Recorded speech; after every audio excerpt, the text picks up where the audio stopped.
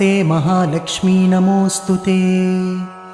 नमस्ते गरुडारूढे कोलासुरभयङ्करी सर्वपापहरे देवी महालक्ष्मी नमोऽस्तुते।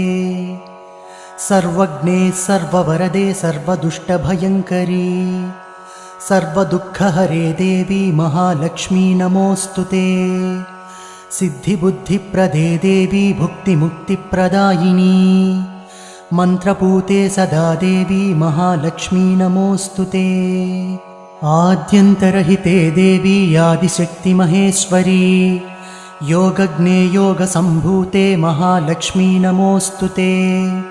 स्थूलसूक्ष्ममहारौद्रे महाशक्ति महोदरे महापापहरे देवी महालक्ष्मी नमोऽस्तुते। पद्मासनस्थिते देवी परब्रह्मस्वरूपिणी परमेशी जगन्